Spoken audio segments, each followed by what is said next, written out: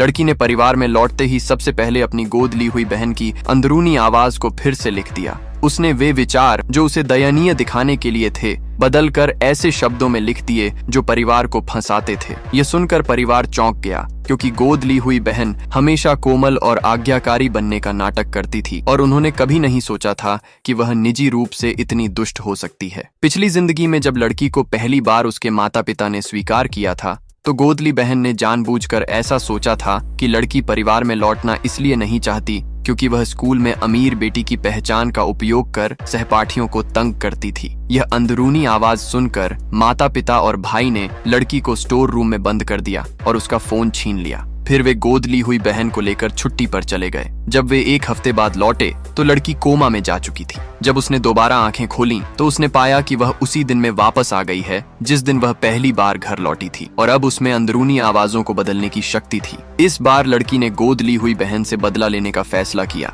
जैसे ही वह घर में दाखिल हुई उसे बहन की अंदरूनी आवाज सुनाई दी तो उसने तुरंत उसे फिर से लिख दिया। अंदरूनी आवाज सुनने के बावजूद भी परिवार ने गोद ली हुई बहन को माफ कर दिया। लड़की जानती थी कि वे सभी बहन को ही अधिक पसंद करते हैं, इसलिए उसने आवाज को दोबारा बदला जिसमें गोद ली बहन परिवार को मूर्ख कह रही थी और कह रही थी कि वह लड़की को फंसाने के लिए हर तरीका अपनाएगी। माता पिता आखिरकार गुस्सा हो गए और गोद ली बहन को बताया कि लड़की उनकी जैविक बेटी है। गोद ली बहन दुखी होकर रोने लगी। भाइयों ने उसके रोने पर फिर भी उसे सांत्वना दी, लेकिन लड़की ने उसकी अंदरूनी आवाज सुनी कि बड़े भाई का ब्रेकअप भी उसी की वजह से हुआ था और दूसरे भाई की गुप्त गर्लफ्रेंड से उसे जलन थी, इसलिए वह दोनों भाइयों को अपने पक्ष में रखने की योजना बना रही थी ताकि भविष्य में वह पूरे परिवार की संपत्ति हड़प सके। लड़की ने उसकी अंदरूनी आवाज उजागर कर दी। बड़े भाई ने पूछा कि क्या उसका रिश्ता उसी ने तोड़ा था, और दूसरा भाई भी उस पर शक करने लगा। गोद ली बहन ने तुरंत कहा कि यह सब लड़की का लगाया हुआ झूठ है। लड़की ने कहा कि यह उसका घर में पहला दिन है